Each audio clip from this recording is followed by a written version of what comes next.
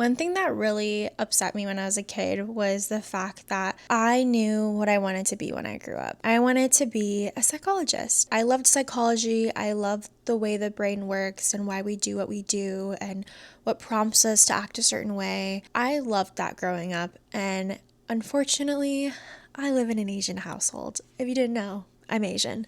And so healthcare was always brought up. It was super stable, no matter what.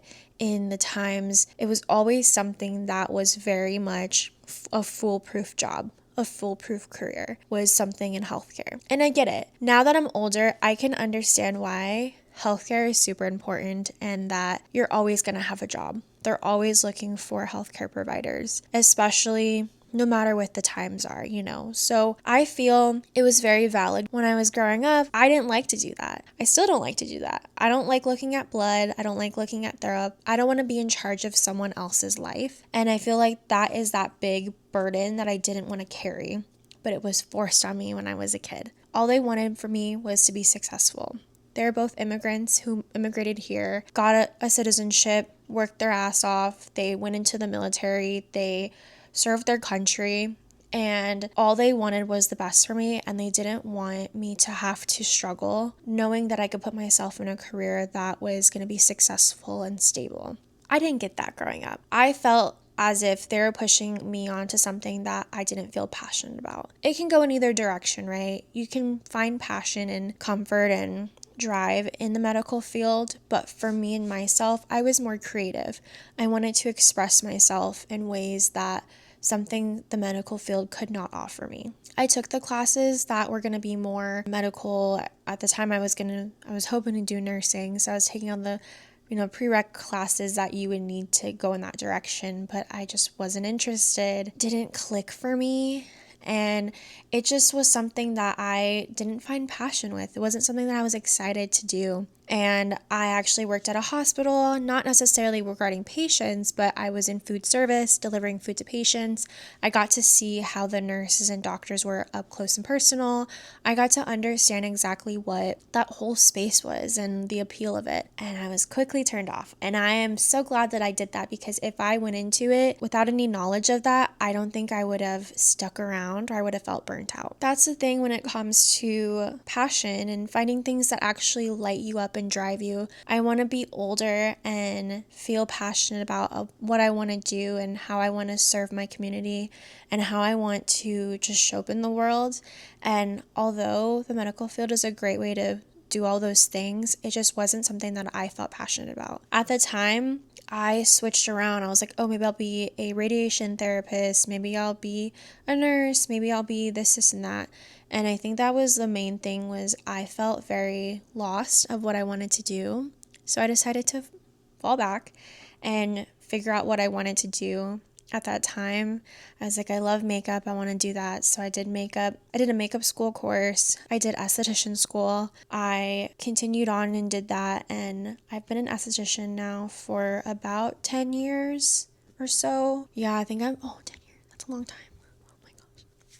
I've been an esthetician for 10 years, and I moved around a lot, but my license is still active and stuff like that. That's the thing about life, is it kind of goes in different directions. So I am a licensed esthetician, but during COVID, it hit you hard, That's where I can see where the medical field would help, like the instability of a job. Medical professionals were still in a job. So I could understand at that time, but it made me also reevaluate everything in my life, right? We're doing more remote things, and it's more tech leaning. It's more, the whole trajectory of my life had shifted at that time, and I was still getting to know myself, what I wanted to do, and just like how everything was going to go, because I had opened my business during that time. I opened my business, and then a few months later it got shut down for like 2 months because of COVID. And so it made me like really think back. I was like, is this really what I want to do for the rest of my life? Is this something that I can see myself doing and becoming? Throughout this entire time, I said I started YouTube 10 years ago, but I would think it was more than 10 years ago, because I think I was like 17.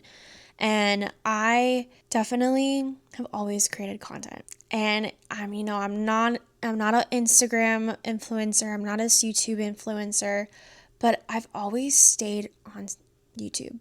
I've always stayed on social media. And it's not in the sense of like, oh, I'm trying to get followers or whatever. It's always just the creative expression and the fact that I can be myself. I feel like that's the main thing, is the passion, being yourself, making sure that you're comfortable, confident in what you're doing. And I feel like that's the main thing in my life, is I am so focused on everyone else, what everyone wants of me, that I didn't know what I wanted of myself. I'm glad I had to get to this point to figure out exactly what I wanted to do. I have my own social media management company. I am a user experience designer. During COVID, I did a user experience course, and like that changed my life and how the way that we would design, designing with research and designing with intention. And a lot of those things really came together, and I'm so glad that I did it because it brought me to this point. If when I have a kid, I might change my mind later down the road, but I want them to, what do they want to do? If they find joy in doing psychology like I wanted to do, I'm going to push them to do it and pursue them to do that. I feel like that pressure of like, okay, it's not going to be as successful or it's not going to be as stable is always going to be in your back of your mind no matter what. And I think that when you just let your child decide what they want to do with their lives, and it might fail, it might not go in the way that they wanted to, but I think that's the main thing just in life, is letting someone go through those failures to see where they want to go, what direction they want to go, how are they going to get themselves out of that mess. And I think that was the main thing, was that it was never like pushed on me to do that. And I am so glad I went through many different chapters in my life and journeys in my life to get to where I am, because I'm actually truly content with where I am. And I've gotten to that point where I'm not having to work for someone else, or that I'm having to, answer to a boss or anything like that. And so I think that's like the main thing, is I really want to showcase what I like to do and what makes me happy. And I think that's the most important thing, is making sure that putting yourself first, allowing yourself to explore, trial and error, trying something for the first time, going through that experience and deciding if you want to do it. And I think if I was given that opportunity, I probably would have had a very different journey. And if the support was actually there at that time, I probably would have given it my all. And I think because I was given like, no, you have to do this, you have to do that, it made me like falter in a way and kind of like take a while to get to this point. And I may have not been a social media manager if I just went strictly into psychology, but I think that a lot of that brought me together to this point, and to finally figure out and realize, because I'm almost 30. I know, I don't feel like I'm 30, but I'm almost 30, and I think that's the main thing with life, is the fact that like I want to be happy in the choices that I make. I want to experience new things. I want to be able to feel free and fulfilled in my choices. And I think that's where a lot of people feel like they can't do that, is because they're being held to this high standard of like what you should be doing.